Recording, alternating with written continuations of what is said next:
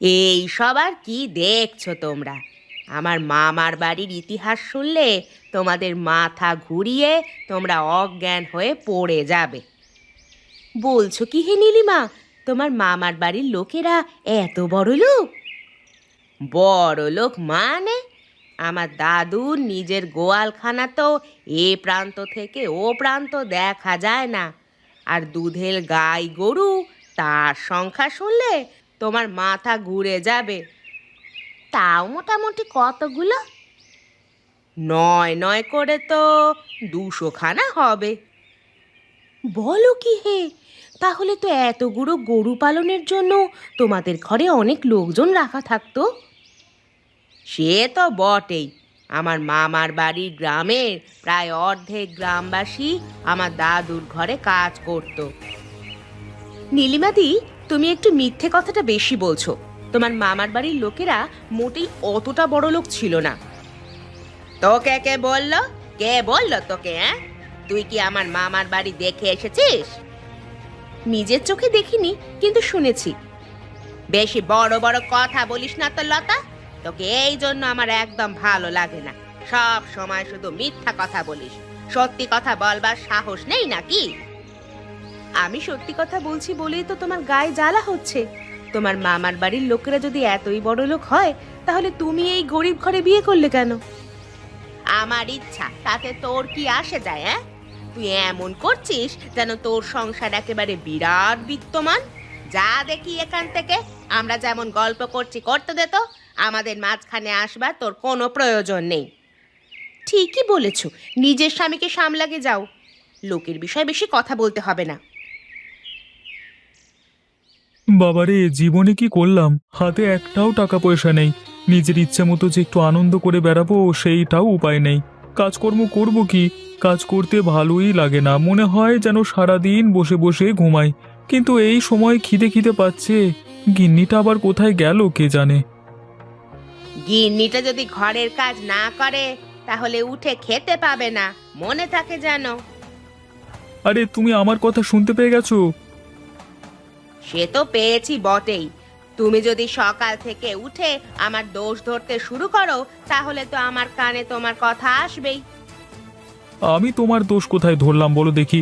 আমি তো বললাম খিদে পেয়েছে শুধু। তাই নাকি? তা খাওয়ার জন্য ঘরে যে বাজার করতে হয়, নুন মশলা এসব আনতে হয়, সেগুলো কি তোমাকে শিখিয়ে দিতে হবে? আরে, ট্যাঁক মেরে কথা বলবে না কিন্তু, বলে দিলাম। আমি সকালবেলায় উঠে তোমার কথা শুনতে চাই না। বেশি কথা বলো না।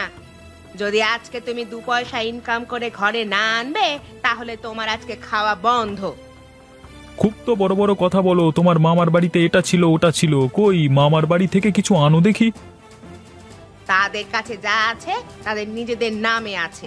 আমাকে দেওয়ার জন্য তারা বসে নেই। যাও, ঘর থেকে বিদায় হও দেখি। তুমি আমাকে ঘর থেকে তাড়িয়ে দিচ্ছ? হ্যাঁ, দিচ্ছি। আগে 1 পয়সা রোজগার করে আনবে, তারপর তোমাকে বাড়িতে ঢুকতে দেব, তার আগে নয়। তুমি বললে বিশ্বাস করবে না ভাই। আমার মাসির বাড়িতে একটা ছেলে আছে। তা সে বিদেশে চাকরি করে, জানো তো? তার মাস মাইনে শুনলে তোমার মাথা ঘুরে যাবে। হ্যাঁ, মাসে 5 লক্ষ টাকা। পারবে? আমরা কোনোদিন চোখে দেখেছি? আজ পর্যন্ত চায়ের দাম কোনোদিন ঠিক মতো দেয় না, তার মুখে আবার বড় বড় ভাষণ। ভাষণ মারতে পারলে আর কিছু চায় না। ভাষণ মারতে পয়সা লাগে না তো। বুঝলে ভাই, এই হচ্ছে কথা। আমাদের জীবনে আমরা কি পেলাম? এই 2 টাকা ইনকাম করি, 3 টাকা বেরিয়ে যায় পকেট থেকে। হ্যাঁ, এইভাবে ঘর সংসার চলে। আমরা সারা জীবনই গরিব থেকে যাব, বুঝলে? আচ্ছা গোপাল, তোর মাসির ছেলের সাথে তোর ভাব আছে নাকি তোর সাথে কথা বলে না বল দেখি? আরে, ভাব থাকবে না মানে? আমি যখনই তাদের বাড়িতে যাই, আমাকে দাদা দাদা বলে একেবারে মাথায় তুলে রাখবার জোগাড়।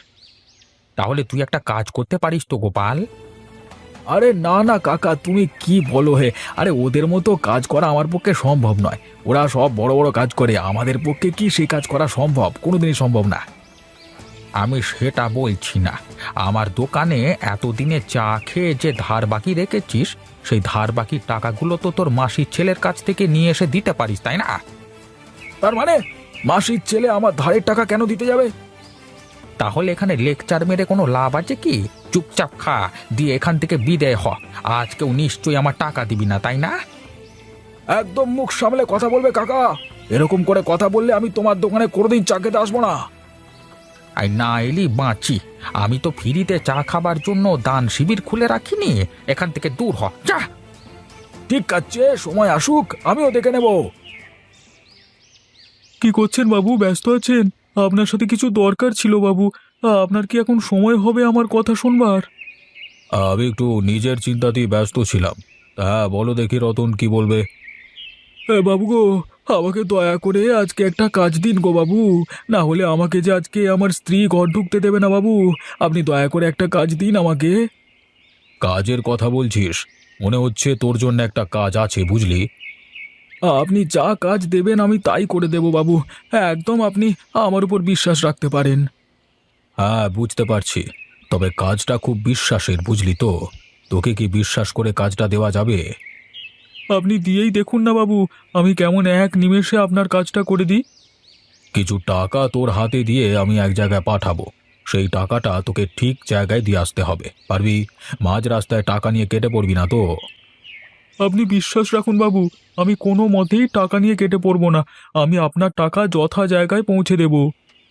তাহলে তুই একটু অপেক্ষা কর, আমি আমার হিসেবটা শেষ করে নিই, তারপর তোকে একটা ব্যাগে টাকাগুলো দিয়ে নামটা বলে দিচ্ছি তোকে কোথায় নিয়ে যেতে হবে। মানে বাবু, আজকে আমি কিছু হাত খরচা পাবো তো? মানে গিন্নিকে দেখাতে হবে তো। সেসব নিয়ে তুই কোনো চিন্তা করিস না, তুই অবশ্যই তোর হাত খরচা পাবি। ধন্যবাদ বাবু, আপনি আপনার কাজ শেষ করে নিন, আমি এখানে অপেক্ষা করলাম। আরে, এখানে চায়ের দোকানদার বুড়ো আছে। হ্যাঁ, এখান থেকে যদি আমি চা খেয়ে কেটে পড়ি তাহলে বুড়ো ধরতেও পারবে না আমাকে। এই যাই যাই, বেশি দেরি না করে বুড়োর কাছে যাই। কি গো কাকা, এক কাপ চা হবে নাকি? হবে বই কি, আপনি একটু অপেক্ষা করুন, আমি চা আপনাকে দিচ্ছি। এক কাপ চা দিও তো কাকা, খেয়ে আমাকে একটা কাজে বেরোতে হবে। তা কোথায় চললি তুই? এই যে কাকা, অবিনাশ বাবুর একটা বিশেষ কাজে আমাকে যেতে হবে। এই ব্যাগটা একজনকার কাছে পৌঁছে দিতে হবে। যাক, শেষমেশ অবিনাশ বাবু তোকে দিয়ে একটা কিছু কাজ দিল, তাই তো? হ্যাঁ কাকা, অবিনাশ বাবু যদি কাজটা না দিত তাহলে আমি আজকে ঘর ঢুকতে পারতাম না। এমন পরিস্থিতি হয়ে গেছিল গো। কি বলছিস কি? বউ নিশ্চয়ই ঝগড়া করছে ঘরে, তাই না? তাহলে আর বলছি কি, সে বিরাট ঝগড়া। সকাল থেকে উঠেই আমাকে কথা শোনাতে শুরু করে, রাত্রিবেলা হলে কথা শেষ করে। বাড়ির পুরুষ মানুষেরা যদি কোনো কাজ না করে তাহলে এক বিশ্রী ব্যাপার, কেউ আহা বাছা করবে না রে।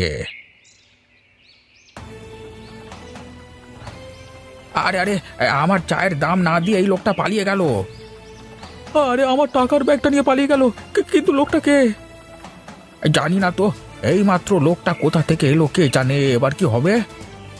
তোমার না হয় 5-10 টাকার ব্যাপার, আমার তো হাজার হাজার টাকার ব্যাপার কাকা। আমাকে এবার অবিনাশ বাবু আর ছেড়ে কথা বলবেন না। এবার ঘর থেকে কেন মনে হচ্ছে আমাকে এই গ্রাম থেকেই তাড়াবে অবিনাশ বাবু। হায় হায় হায় হায়। কই গিন্নি, তাড়াতাড়ি খেতে দাও দেখি, খিদে তো পেটটা একেবারে চুই চুই করছে। তা কখন খেতে দেবে আমাকে? দিচ্ছি, দাঁড়াও। একটাই তো হাত আমার নাকি? যদি ঘরের কাজে একটু সাহায্য করো তাহলে তো একটু ভালো হয়। ঘরের কাজ করা আমার দায়িত্ব নয়, তার জন্য তুমি আছো। বাইরেও তো তুমি তেমন কোনো কাজ করো না। সকালে উঠে হরিপদ কাকার কাছে চা খেয়ে তারপর ঘরে এসে বসে বসে জ্ঞান দাও। তুমি কি বললে? আমি জ্ঞান দিই? শোনো গিন্নি, আমার মাসির ছেলের বাড়িতে। এই যে শুরু করে দিলে, এটাই হচ্ছে তোমার জ্ঞান দেওয়া। তুমিও ওদের মতো হয়ে গেছো, জানো তো? ওই যেমন হরিপদ কাকা মাঝে মাঝে আমাকে বলে ওঠে, তুমিও দেখছি আজকাল সেরকমই বলতে শুরু করেছো। ভালো তো, সেরকম হয়ে যাওয়াই ভালো। অন্তত মুখের ওপর সত্যিটা তো বলতে পারবো। ওই জন্যই পাড়ার লোকেরা আমাকে বলে তোমার স্বামীকে সামলাও। আমি আর কি সামলাবো, আমার স্বামী বেঁকে বসে আছে। ঠিক আছে, আমি চললাম তাহলে। তুমি তাহলে বসো, আমাকে খেতে দিতে হবে না। আমি আজকে সারাক্ষণ না খেয়ে থাকবো। এই শোনো, বেশি গরম দেখিও না। বাবু গো, এইদিকে যে ভীষণ বড় একটা সর্বনাশ হয়ে গেল বাবু। এবার আমাদের কি হবে বাবু? বিরাট এক সর্বনাশ হয়ে গেল। আরে কি হলো রতন, তুই এর মধ্যেই ফিরে চলে এলি যে, আর তুই কাঁদছিস কেন? বাবু, আমি হরিপদ কাকার দোকানে বসে চা খাচ্ছিলাম, এমন সময় একটা চোর এসে আমার পাশ থেকে টাকার ব্যাগটা চুরি করে নিয়ে চলে গেছে বাবু। এখন আমি কি করব? একটা কাজও কি তোদের দিয়ে ভালোভাবে হবে না? 20,000 টাকা ছিল ওই ব্যাগের মধ্যে, এখন সেই টাকাগুলোকে আমি কিভাবে ফিরে পাবো? আমাকে মাফ করে দেবেন বাবু, আমি জেনে শুনেই ভুল কাজ করিনি। না না না না, আমি ওসব দেখতে পারবো না। তোকে যেখান থেকেই হোক আমার টাকার ব্যাগটা জোগাড় করে এনে দিতে হবে, না হলে কিন্তু তোর খবর আছে বলে দিলাম তোকে। তোর বউ ঘর থেকে বার করেছে, আমি সারা জীবনের মতো এই গ্রাম থেকে বের করে দেবো হতভাগা। বাবু, আমি কি করব? আমার যে কোনো উপায় নেই বাবু। ওই লোকটা যে কোথায় থাকে আমি কিছুই জানি না। অনেকক্ষণ খুঁজছিলাম আমি, কিন্তু লোকটাকে কোথাও পেলাম না। চোখের নিমেষে যে কোথায় পালিয়ে গেল। তুই এখন আমার চোখের সামনে থেকে চলে যা। আমি তোকে একদিন সময় দিলাম, টাকাটা যেখান থেকে পারিস খুঁজে আন। আরে সাবাস, এই ব্যাগের ভেতরে দেখছি অনেক টাকা আছে। আমার ভাগ্য যে এতটা ভালো আমি কল্পনা করতে পারিনি। হ্যাঁ, এই টাকাগুলো নিয়ে আমি এখানে মোটামুটি মাস তিনেক জমিয়ে খাওয়া দাওয়া করতে পারবো, তারপর আবার অন্য কথা। মাস তিনেক নয়, হয়তো 1 মাস তুমি ভালো করে থাকতে পারবে, ভালো ভালো জিনিস খেতে পারবে। এই কে রে বাবা, কি চাই তোমার এখানে? কি কি চাই? চুরির টাকার ভাগ চাই। যে টাকা তুমি চুরি করে এনেছো তার অর্ধেক টাকা আমার চাই। আর যদি সেই টাকা আমাকে না দাও, তাহলে আমি তোমাকে ধরে আমাদের মোড়ল মশাইয়ের কাছে নিয়ে যাব। এই না না দাদা, এই কাজ করো না। আজকে অনেকদিন বাদ এত টাকার মুখ দেখলাম, তুমি এরকম করে এসে কেচিয়ে দিও না সব কিছু। বেশ, দেব না। তাহলে তুই আমাকে টাকার ভাগ দে। আচ্ছা বেশ বেশ, তবে অর্ধেক টাকা না দিয়ে যদি মানে 80% আমি রাখতাম আর 20% তুমি রাখতে, তাহলে খুব ভালো হতো। ওসব চালাকি চলবে না। আমি যেটা বলেছি সেটাই করতে হবে, না হলে কিন্তু আমি পদক্ষেপ নিতে বাধ্য হব। আরে না গো দাদা, না এত রাগ করো না। ঠিক আছে, তুমি যেমনটা বলবে তেমনটাই হবে। নাও নাও, তুমি তোমার টাকার ভাগ নাও আর আমাকে এখন ছেড়ে দাও। বাপরে বাপ! এ তুমি কি করেছো? অবিনাশ বাবুর টাকা হাওয়া করে দিয়েছো। এখন অবিনাশ বাবু আমাদেরকে ছেড়ে কথা বলবেন না। ইতিমধ্যে আমাকে বলে দিয়েছেন, যদি আমি টাকাটা জোগাড় করতে না পারি তাহলে আমাকে গ্রাম ছাড়া করবেন। ওগো, তুমি এটাই করতে বাকি রেখেছিলে নাকি গো? এইভাবে মানুষকে বিপদে ফেলতে তোমার খুব ভালো লাগে? আমাকে ক্ষমা করে দাও গিন্নি, আমি ইচ্ছে করে করতে চাইনি, কিন্তু কি করব বলো? এমন বিপদে পড়ে যাব আমি স্বপ্নেও কল্পনা করতে পারিনি। আর কল্পনা করতে হবেও না। তুমি কালকে সকালে বাড়ি থেকে দূর হয়ে যাবে। যতক্ষণ না বাবুর টাকা বাবুকে ফেরত দিতে পারছো, ততক্ষণ মুখ দেখাবে না এ বাড়িতে। এবারে কি তুমি আমাকে একটুও সাহায্য করবে না গিন্নি? তোমার কাছে অন্তত একটু সাহায্য আমি প্রত্যাশা করি। তুমি যতই সাহায্য চাও না কেন, আমি তোমাকে কোনো রকম ভাবে সাহায্য করতে পারবো না। নিজে যেটা ভুল করেছো, সেই ভুল তোমার নিজেকেই শোধরাতে হবে। এই বিপদের সময় আমাকে একা ফেলে দিলে গিন্নি, আমি কোথায় যাব বলো দেখি? সেইটা তো আমার একবারও জানার দরকার নেই। তুমি কিভাবে সেই চোরকে ধরে টাকাটা জোগাড় করে আনবে সেটা দেখা আমার কাজ নয়। আমাকে যদি এই গ্রাম থেকে অপমানিত হয়ে বের হতে হয়েছে, তখন তোমাকে আমি দেখাবো মজা। এবার বলো, সকালবেলায় খুব আমাকে জ্ঞান দিলে আমি নাকি বাতেল্লা দিয়ে বেড়াই। হ্যাঁ, দেখো আজকে তোমার জন্য কত টাকা এনেছি। কিন্তু এত টাকা তুমি কোথায় পেলে নিমেষের মধ্যে? এই তো অনেক টাকা। একদিনে কাজ করে কি এত টাকা পাওয়া যায়? কাজের মতো কাজ করলে নিশ্চয়ই পাওয়া যায়, সেটা তো তুমি নিজের চোখেই দেখতে পাচ্ছ। তুমি আমাকে সত্যি করে বলবে, এই টাকাগুলো কোথা থেকে চুরি করে নিয়ে আসোনি তো? তুমি আমাকে এত বড় সন্দেহ করতে পারলে গিন্নি? আমি এই টাকাটা চুরি করে আনবো? এই শোনো, আমি সেরকম লোক নই যে আমি টাকা চুরি করে নিয়ে আসবো, ঠিক আছে? তাহলে তুমি আমাকে সত্যি কথা বলছো না কেন, যে টাকাগুলো তুমি কোথা থেকে এনেছো? আমি তো বারবার বলছি আমি এই টাকাগুলো রোজগার করে এনেছি। এখন কেউ যদি আমার কথা বিশ্বাস না করে, তাহলে আমার কিচ্ছু করবার নেই। বেশ, তুমি সত্যি কথা বলবে না তো? তাহলে আমার আর কিচ্ছু বলবার নেই। যদি কোনোদিন এই জিনিস নিয়ে বাড়াবাড়ি হয়েছে, তখন তোমাকে আমি দেখে নেব। আরে যাও যাও, ভয় দেখিও না শুধু শুধু।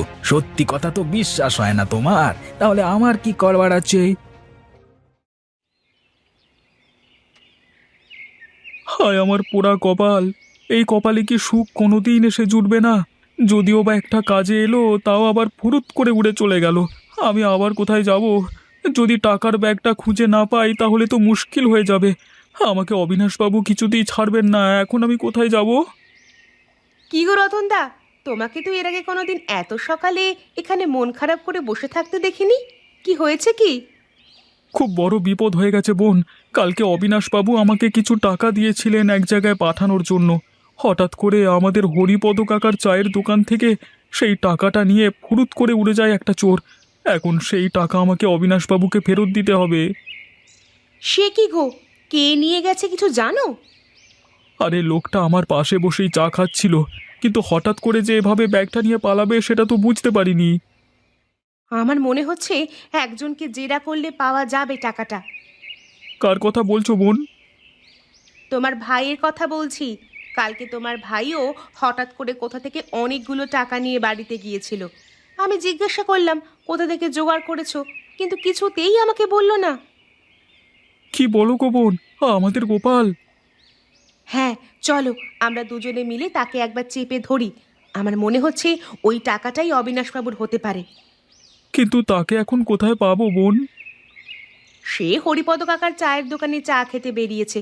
চলো সেখানে যাওয়া যাক। আবার কি জন্য এখানে এসেছিস? এই তো বললি টাকা না দিতে পারলে চা খেতে আসবো না, তাহলে আবার কি জন্য এখানে এসেছিস? আজকে আমি টাকা দিতে পারবো তাই এসেছি। বেশি কথা না বলে তাড়াতাড়ি এক কাপ চা দাও আমাকে। চা পরে খাবে। এখন রতন দাদা কি প্রশ্ন করবে সে প্রশ্নের ঠিকঠাক উত্তর দাও তো দেখি। কি ব্যাপার? কি প্রশ্ন রতনদা? কালকে ওই টাকা চোরটার সাথে তোমার কোথায় দেখা হয়েছিল? তার মানে তুই কি বলতে চাইছিস? টাকা চোরটার সাথে দেখা হয়েছিল মানে? আমি কিন্তু সব জানি গোপাল, আমাকে মিথ্যে কথা বলবি না। আমি এটাও জানি তুই ওই টাকা চোরটার কাছ থেকে টাকা নিয়ে ঘরে গিয়েছিলিস। ভালো কথা বলছি, টাকাটা দিয়ে দে, ওটা অবিনাশবাবুর। ছি ছি ছি ছি গোপাল, তুই শেষ পর্যন্ত টাকা চুরি করা শুরু করে দিলি। আমি চুরি করিনি। ওই চোরটা গাছতলায় বসে টাকা গুনছিল, তখন আমি চলে যাই সেখানে। তাই তার কাছ থেকে আমি অর্ধেক টাকা নিয়ে আসি। তুই আমাকে এক্ষুনি বল সেই চোরটার বাড়ি কোথায়। আমরা সেখান থেকে টাকাটা নিয়ে আসবো। ওই টাকাটা খুব দরকারি অবিনাশবাবুর। গোপাল, ভালোই ভালোই কথাটা বলে দে, না হলে কিন্তু এই বদনাম সারা জীবন থাকবে। সয়ে বেড়াতে পারবি তো? আচ্ছা আমি বলছি, তোমরা চলো আমার সাথে। আরাম আরাম, জীবন মানি হলো আরাম। হ্যাঁ, আরাম করে জীবন কাটাতে হবে, না হলে সারা জীবন কষ্ট করতে হবে। তাড়াতাড়ি একবার বেরিয়ে আয় নগেন। আমি গোপাল, তোর সাথে দরকার ছিল। এই সেই চোর বাবু, আপনি একে ছাড়বেন না। এই আমার টাকার ব্যাগটা নিয়ে কেটে পড়েছিল। ওরে বাবারে গোপাল, তুই আমাকে ফাঁসিয়ে দিলি। আমি তোর কাছ থেকে এটা কোনোদিন আশা করিনি রে গোপাল। সে তো আশা করবি না বটে। লোকের কাছ থেকে টাকা চুরি করে নিয়ে আরাম আয়েশ করে থাকা হচ্ছে, তাই না? তোকে আমি দেখাচ্ছি মজা। বাবু, এবারের মতো ছেড়ে দিন। আমি আপনার সব টাকা ফিরিয়ে দিচ্ছি। আর দয়া করে কিছু বলবেন না। আমি আর কোনো দিন এ ভুল কাজ করব না। আমার চায়ের দামটাও তার সাথে চাই। কালকে ফ্রিতে চা খেয়ে চলে এসেছিলিস, সেই দাম যদি না দিস তাহলে তোর গায়ে গরম জল ঢালবো আমি। আমি সেটাও তোমাকে দিয়ে দিচ্ছি দাদু। তুই তোর বাপকে দাদু বলিস শালা?